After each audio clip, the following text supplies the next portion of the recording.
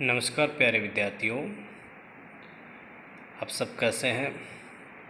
डेलो public विद्यालय परिवार आपके लिए ऑनलाइन कक्षाएं चला रहा है।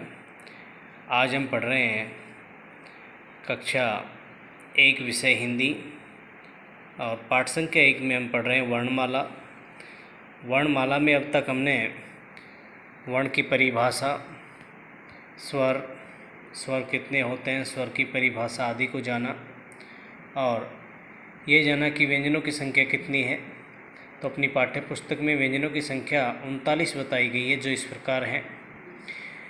आप अपनी पाठ्य पुस्तक में देखेंगे कै, खे, गै, घै, नै, चै, छै, जै, झै, ञ, टै, ठै, डै, ढै, ण, तै, थै, दै, धै, न, पै, फै, बै, भै, मै, यै, रै, लै, वै, सै, सै, है, छै, त्रै, गै और स्रै। इस प्रकार ये 39 व्यंजन होते हैं। उच्चारण के आधार पर 2 अतिरिक्त वर्ण हिंदी वर्णमाला में लिए गए हैं, ड और ढ, जिन्हें उच्छिप्त वर्ण कहा जाता है। उच्छिप्त। इस तरह हिंदी वर्णमाला में 13 स्वर और 39 व्यंजन हैं। कुल मिलाकर 52 वर्ण हैं। आइए कुछ वर्णों से शुरू होने वाले शब्द लिखते हैं, जो आप अपनी पाठ्य पुस्तक में आप देखेंगे। तय। तय एक वर्ण है जिससे कौन कौन से शब्द बनते हैं, ये देखें। तराजू, तस्वीर, तलवार। इस तरह आप अपने नोटबुक में जब होमवर्क करें तब ऐसे 3-3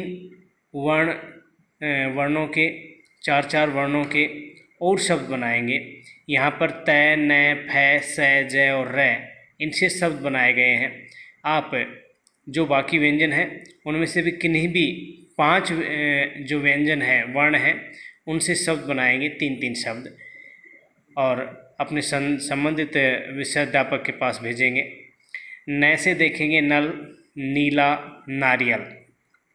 फै से फल, फूल, फर।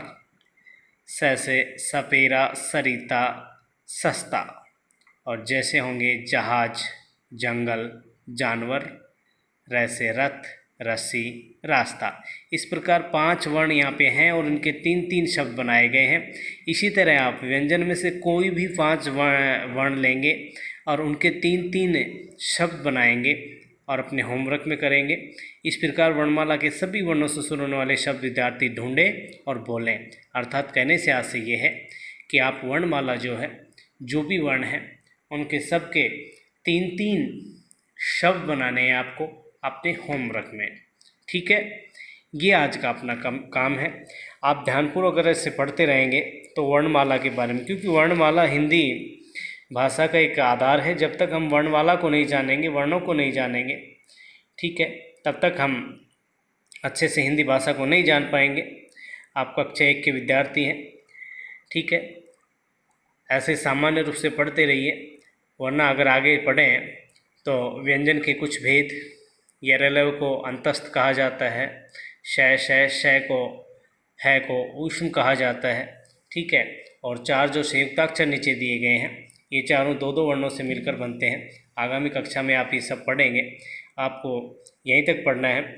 आज का जो आपका होमवर्क होगा वो होगा, जिस तरह से नीचे 5 वर्णों से 3-3 शब्द बनाए गए हैं, ऐसे ही आप अपने वर्णमाला में से कोई भी 5 वर्ण लेंगे और उनके 3-3 शब्द बनाएंगे, होमवर्क में करेंगे।